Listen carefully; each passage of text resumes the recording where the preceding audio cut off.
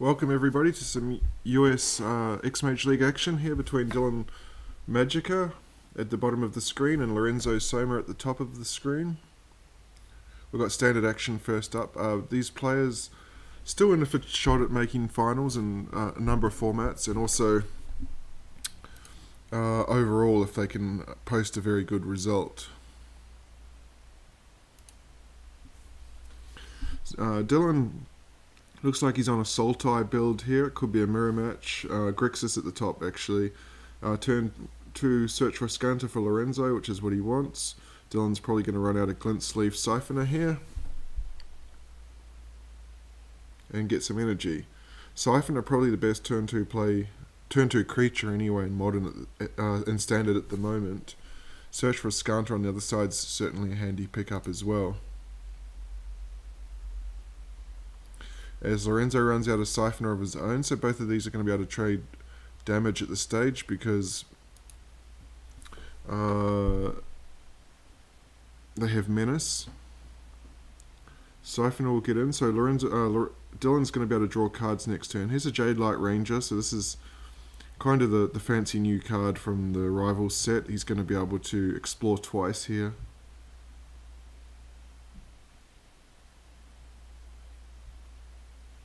Two Servants, they both go to the graveyard, and he gets a 4/3. So a pass of the turn. Lorenzo doesn't have 2 energy yet, so he can't draw.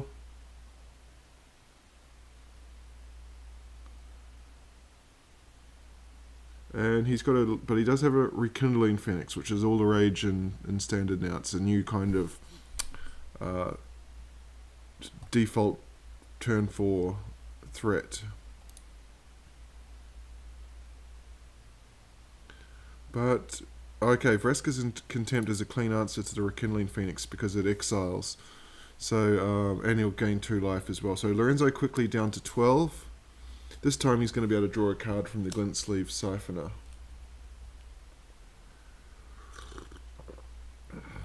But Lorenzo here, the cards at the bottom of the screen that we're looking at belong to Dylan. Dylan recorded this, so this is pre-recorded Time Walk Magic. Gets rid of the Jade Light Ranger, so he's keeping the Glint Sleeve Siphoner, so the card draw is still there. But at this stage, Lorenzo losing the damage race.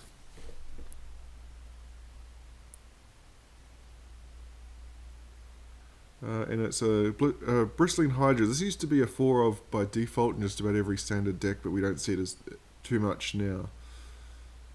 And you can see 3 energy on Dylan's side, so he can actually get the Hydra. Search for a Scun is a long way away from being able to flip here.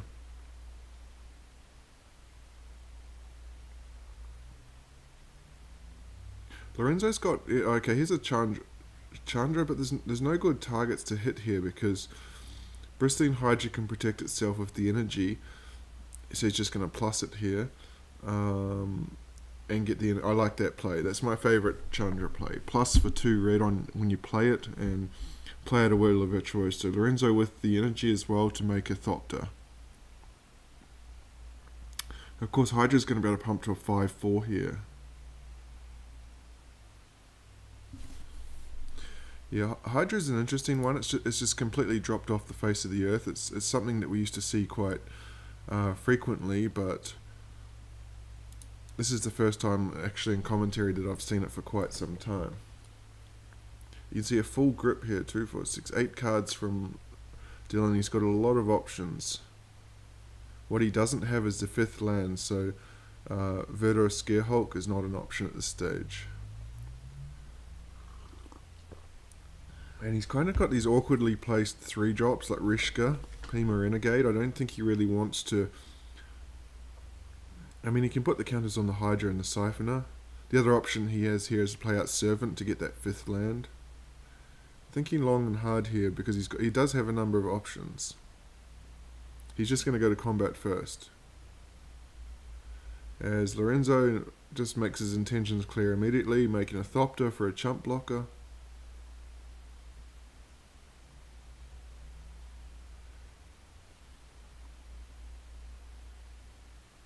Of course, that Thopter means he's not going to be able to draw a card from the Glint Sleeve Siphoner at his upkeep. And when he's at Lorenzo, you can see he's out of cards. No cards left in hand. Oh, this is going to end badly. He's gone for the double block. So Dylan can just actually... Oh, he chooses not to. Interesting. He could have actually saved the Hydra there if he wanted to, but he values the energy in the card draw more. So Lorenzo's upkeep. He's not going to be able to draw a card from Glint-Sleeve Siphoner, and he can't actually attack here either because, while the Siphoner has menace, he might be able to... Dylan might offer a trade. And his one card is a land, so that's not ideal. Dylan's starting to get on top here. This card advantage is huge. Although Phoenix is a very good draw. We can see from Dylan's hand, he doesn't have a clean answer to that Phoenix at this stage.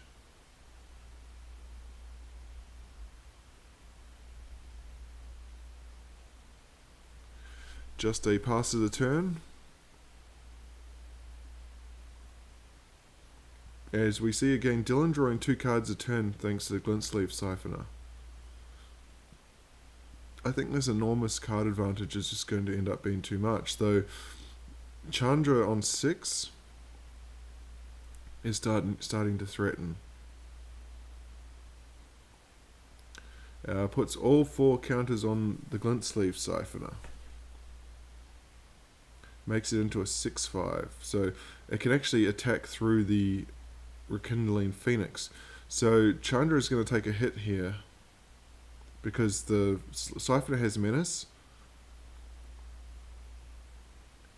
And again, Lorenzo goes for the trade. He's going to trade his Siphoner for the Siphoner because the Phoenix will come back. But Chandra down to 2. You can see this Elemental. Elemental will come back as a... And this is an interesting interaction here. The Phoenix is in the graveyard, so it's counting towards the Ascanta trigger.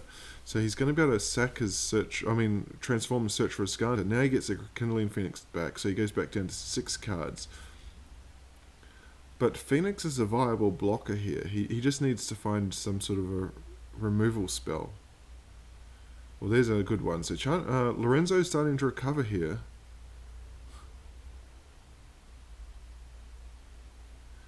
And you can see the Bristling Hydra, he does not have 3 energy. So if Lorenzo wants to exert that Glorybringer, he can actually take down the Hydra.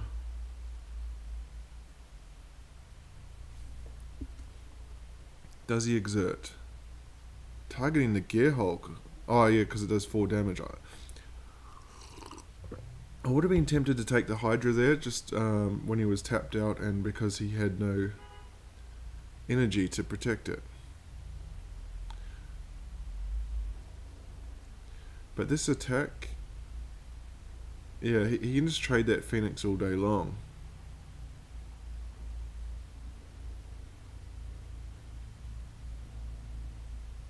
Because like the Blossoming Defense is going to save the Hydra, but it's just going to come back. I mean, the Rekindling Phoenix is just coming back. Because, just play the Ballista for 1. Okay, that's a nice line from Dylan there to remove use the Ballista to remove the Phoenix, so the Phoenix is not coming back. I didn't see that, so kudos to Dylan there. It's a very good play. Although he's down to 8, so Lorenzo's got a 2-turn clock on the board with that Glorybringer. Chandra's going to tick him down to 6 here. Or did he? No, he actually plus Chandra for the...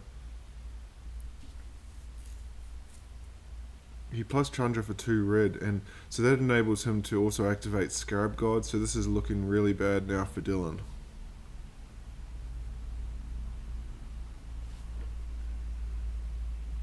Dylan still has to... He's got all the cards in hand, 6 cards to 1, but he has to figure out a way to push through 11 points of damage with a Scarab God that's going to be adding up to 2 creatures a turn to the board. And there's a concession. Yeah, I think it's a hopeless situation. So we're into standard game 2 here. Dylan is going to be on the play. just update this. Properties. Dylan on the play now in game 2. He's kept a 5 card hand, so that's not ideal.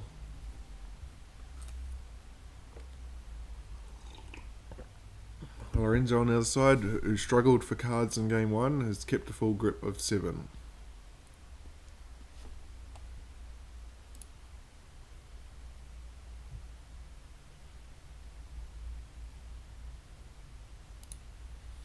Wasting no time this time removing the glint sleeve, but there's another one.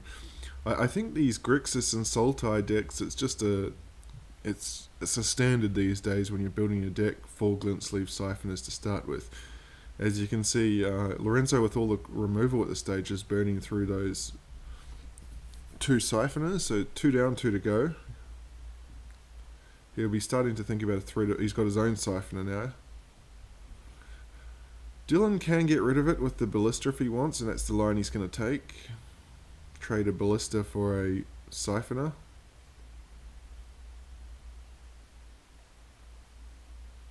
And there's another, so both players playing out 2 siphoners. Lorenzo's missed his 4th land drop.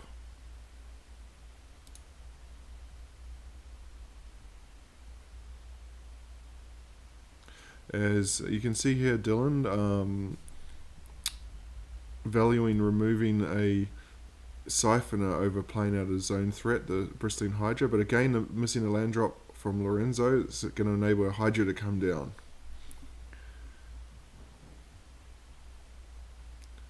And with the energy trigger on the stack, nice play from Lorenzo, gets rid of that Bristling Hydra so he can't protect itself.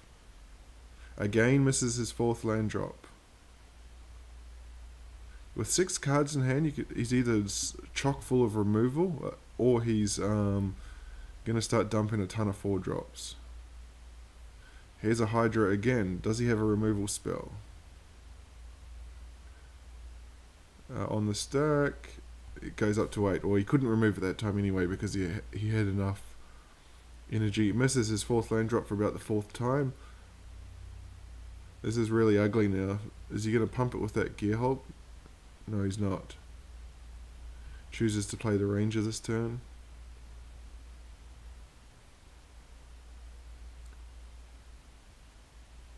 Vraska's Contempt to the grave and Blossoming Defense to the grave. So he doesn't want either of those. I might have been tempted with the Vraska's Contempt, particularly as Lorenzo has not played anything. He's up to 8 cards now, he's going to be discarding.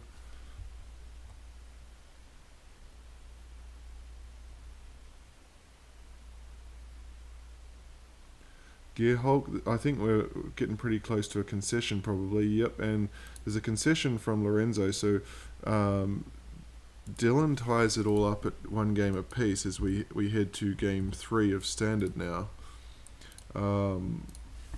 Lorenzo on the play this time.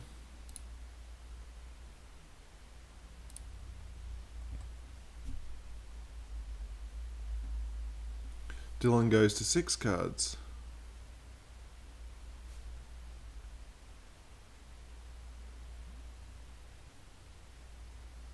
Glint Sleeve Siphoner, that's just standard turn 2 play for both these players in this game. But you can see here there's a concern for Dylan. He's stuck on green mana, no blue or black. He particularly wants to find the black, as there's going to be some massive card advantage coming Lorenzo's way here thanks to the Glint Sleeve Siphoner. Okay, there's a blue source. So he plays out the Ranger. He'll be looking for a black source here because he needs double black anyway for Vraska. Yeah, Ether Hub. In turn, make a Thopter, so he's still going to be able to draw from Glint Sleeve Siphoner here. So he's up to 5 cards. That Jade Light Ranger only a 2-1, and Rekindling Phoenix is a very big one here. You can see Dylan's still 2 turns away from being able to remove that, so Lorenzo really getting on top of this one now. Dylan down to 12. Trying to think how he can get out of this. He'll play the Ranger first, just in case. Needs to top a black land next turn.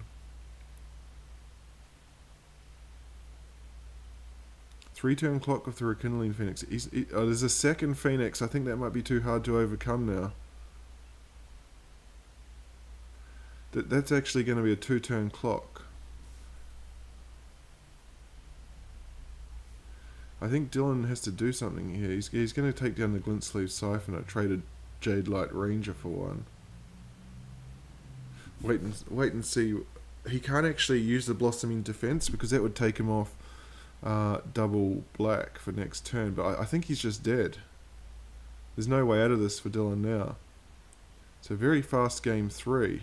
And we're going to see a concession. So Lorenzo takes down Standard 2 games to 1. We're going to move now to Modern.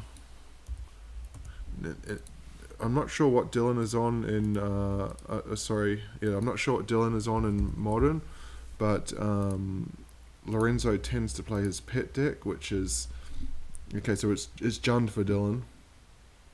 Lorenzo's pet deck in Modern is his blue-black mill deck.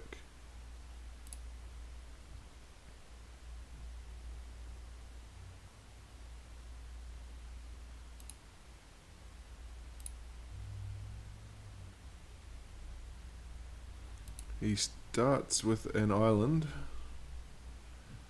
I didn't see why that was tapped. Okay, so yeah, we're on mill again here. As Dylan takes was it the Mesmeric Orb? Yes.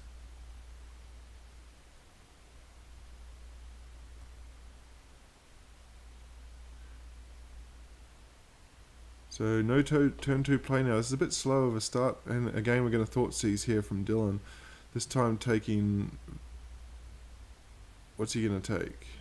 So you can see 2 Fatal Pushes, so he's not valuing the creature removal at this stage. Plays Bloodghast and passes the turn. What can... Okay, Sheldock Isle. This is one of the key cards for the... for Lorenzo's mill deck. And down will come Liliana of the Veil. So, both have to discard. He's going to discard a Scavenging Ooze because he's seen the 2 Fatal Pushes there. Again, another Sheldock Isle. So, I'll bring this card up because it enables him to what they call Hideaway a card. What's he going to discard? This is an interesting choice. Discards the second Liliana, because he wants to play out the Blood Braid Elf this turn. So he's got a clock going now. Well, he had the option to play the second Liliana there from the Cascade, which would have taken a card down. He chose not to, but... Oh, and Snaring Bridge is going to slow this play down. But Liliana next turn can ultimate, if he wants to, and get rid of that bridge. You can see Lorenzo has no cards. He's draws the land again. He's playing off the top. So what's he going to do here? Plays out the Tarmogoyf. I think he can probably... Yeah, plus 1 more turn.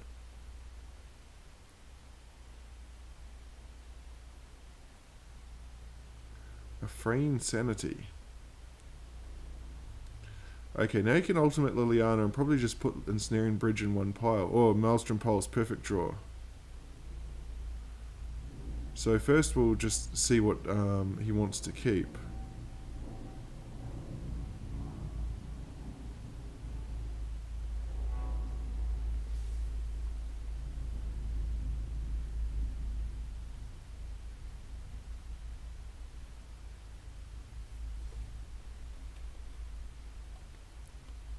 Okay, so he chooses to keep. That's a very good play from Dylan. Get rid of that Ensnaring Bridge, and I think this one's going to game 2. Lethal next turn. Okay, so we're about to head to game 2 now, with Dylan up a game, get 1 game to 0 against the mill player.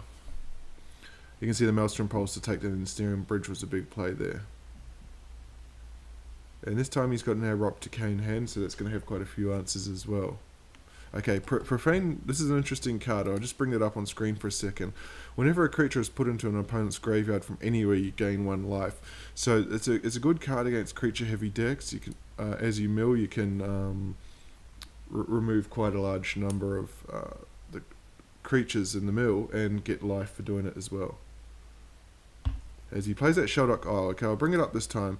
Hideaway, so this land comes into play tapped, and it does look at 4 cards. You put 1 away, then you can pay blue plus that and play the removed card without paying its mana cost. It is a kind of a cheat way to, say, get an Emrakul for very cheap.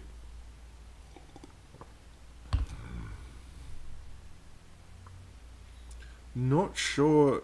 I think because Dylan has seen the Ensnaring Bridge in the first game, I don't think he's going to want to use that Abrupt Decay at this stage. Scavenging Ooze is going to be very good if it's not answered here, because as more cards get milled into the graveyard, as you can see just now, Profane Procession, it's going to have targets that it can go after. Lorenzo just Ghost Quarters himself, just to get another Hedron trigger. As you can see, the Profane Memento going to work. He's up to 23 life. The problem is, though, it's putting fodder for... And here's a Mind Funeral. How's he paying the third? What did I miss there? Oh, okay, he tapped it for mana, floated the mana first. So it's putting in more fodder for Scavenging Ooze to eat and get bigger.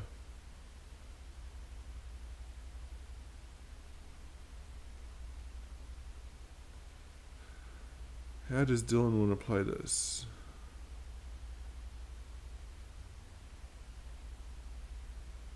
So no blocks. He'll eat a Tarmogoyf, go to 3.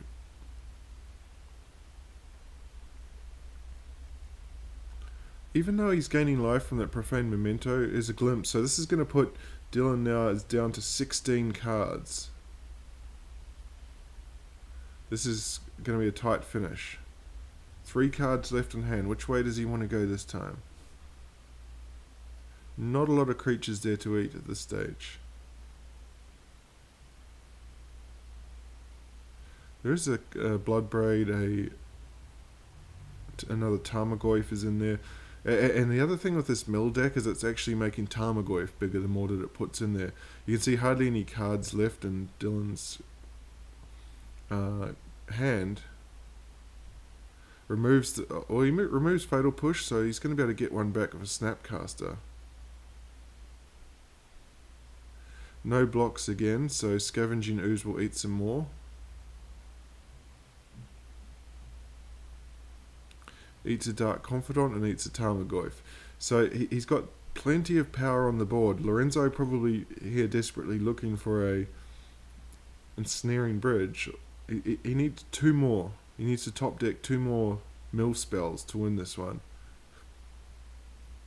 Because we know he doesn't have a land. He's got 2 Snapcasters and whatever he drew for that turn. He's got to get 14 cards out of Dylan's hand.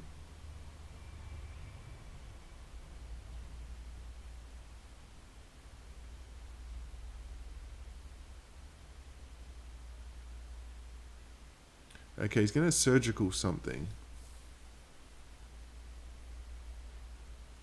This will tell us what sort of plan he's on.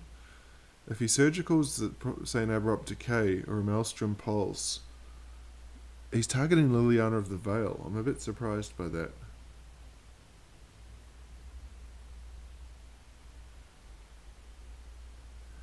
What I would have done there, I think,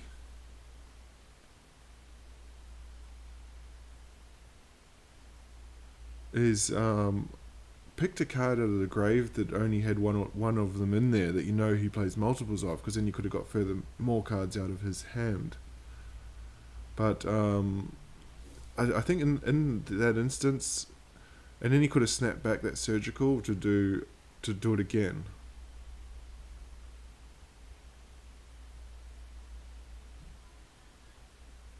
So Snapcaster is not going to have a target here because he's tapped out, so he's just buying himself time here.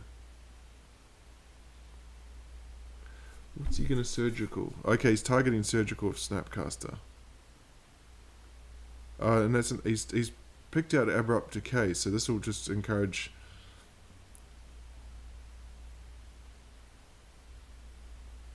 So Dylan fires off the one in hand. It's going to now force Lorenzo to use the Hedron Crab to block. Otherwise he's dead because it's lethal on board. But depending on the number of abrupt decays, yeah, he managed to get 3 of them. Graveyard, graveyard, graveyard. So none actually came out of the deck. He wanted to get cards out the deck because you see he's down to 5. He needs to mill 12 cards this turn or he's dead. So if he doesn't top deck something, I think we're going to see a concession here.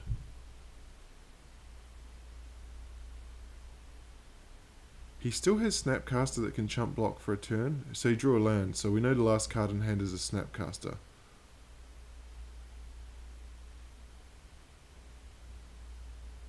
Scavenging Ooze is lethal here, so... Oh, actually, he just cracked that. He's dead. That crack that he just made, unless he has a... Oh, he has a Fatal Push. He can crack back a Fatal Push. Yep, so Fatal Push will take down the Scavenging Ooze. Oh, no, in response, yeah, he targets the Scavenging Ooze, so Dylan's going to take down Modern 2 games to 0.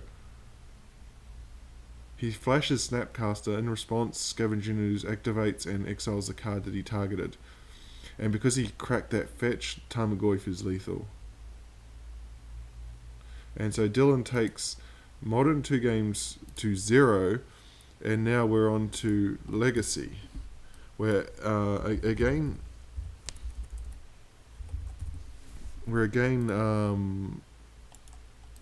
Lorenzo tends to play a pet deck here, which is the Painter's Servant Grindstone combo. So we can see from here, Dylan is on some sort of a mono-red build as well. Just going to run out. So Chrome Mox. So we just bring that up for you for a second. Imprint, when the Chrome Mox comes into play, you remove a non-artifact from the game, add 1 mana of the imprinted card's colour, so I'm guessing, yeah, he removes the Simian Spirit Guide, so Chrome Mox will tap for red. And he can play Goblin Rabble Master on turn 1, so that's a good start from Dylan.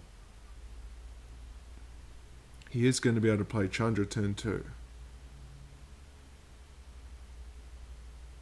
And there it is, I'll bring this up for you. Grindstone, pay 3 mana, put the top 2 cards of target player's library into that player's graveyard. If they both share a colour, repeat this process.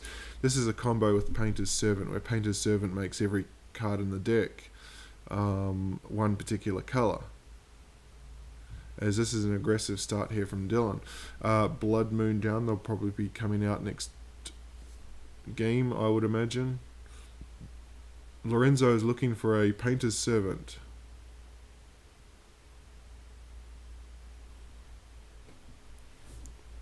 As big beats coming down here. Lorenzo down to 5.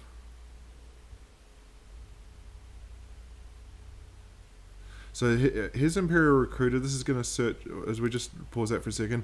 Imperial Recruiter comes in play. Search your library, recruit your power greater than 2. Reveal it, put it into your hand. So he's going to be searching up a Painter's Servant here, which he can then name something like Blue.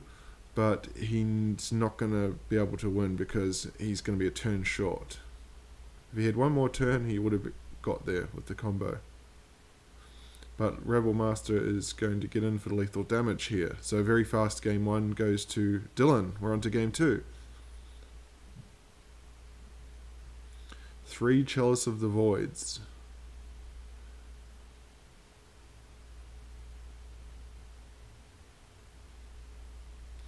Lorenzo on the play for game 2.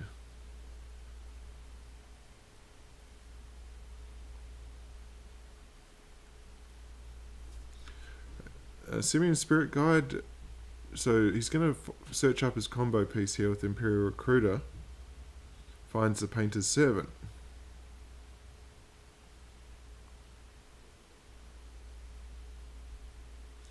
Dylan runs out Chalice of the Void on 1. So Painter's Servant quickly comes down. So now he's in the market for a Grindstone, sorry. But unfortunately here, as we'll just bring up the Painter's Servant, that's the card he's looking for. Choose a colour, or cards come into play of that particular colour.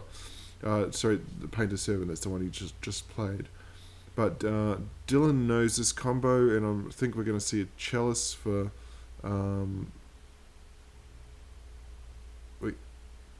2. No, he's going to play another cellist for 1. I'm not sure about that. I think Grindstone... So there's the spell Skite to protect the Painter's Servant. Grindstone costs 2 mana to cast. So, okay, Dylan's managed to get there. He's got a 3rd cellist. This is unfortunate for Lorenzo. Don't know how often he runs into somebody on 3 chalices. A Quicksmith Rebel. This is out of the Ether Revolt... No, the Kaladesh set, I believe. This is an interesting card, as I'll just bring that up. When it enters, he's chosen the Chalice of the Void. He can tap that Chalice to do 2 damage, as long as you control Quicksmith Rebel. I remember getting this in a sealed deck. It was pretty handy. So that Chalice is not going to be able to shoot down the Painter's Servant, because Spell Skite can redirect 2 of the damage. But it does cost 2, so he can use the Chalice to shoot down, shoot Lorenzo's face.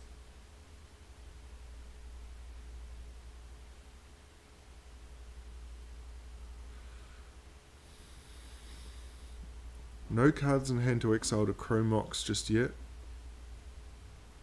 So he'll run out of Mountain here. He is at 11. Just passes the turn.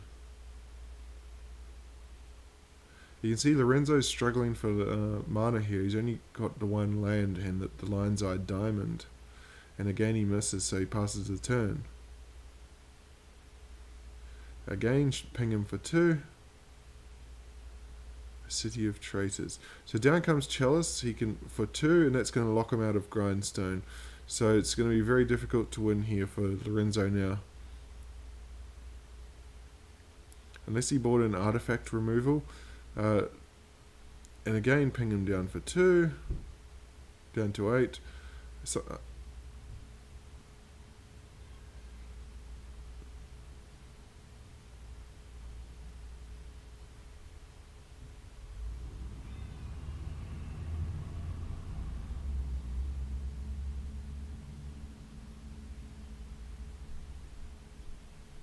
again, ping him down for 2. This is becoming inevitable now.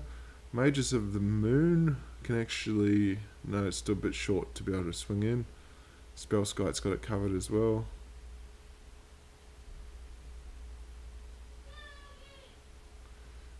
So, Magus...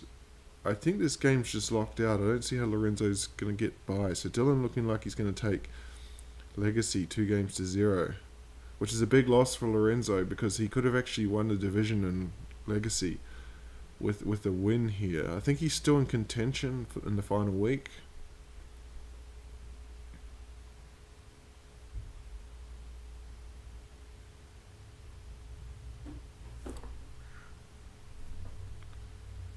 He's going to get pinged down to 4 here. So 2 turn clock now. Needs to be able to remove either Quicksmith Rebel or that Chalice before the next turn. Here's a Chalice for 3 now. So just locked out of everything here. 1, 1, 2. All 4 Chalices of the Void's drawn for Dylan.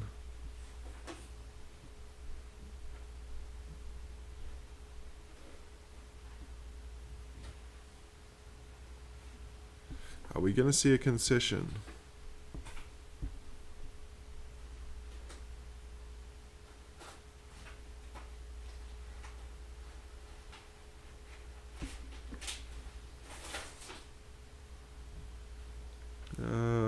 So it's going to be his turn.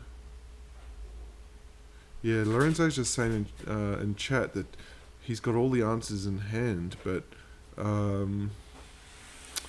he doesn't have the mana to be able to play them. So he's just going to have to pass the turn here. Gets pinged down to 2, untap, and Chalice will ping into 1. So 2-0 will go to Dylan. Well played.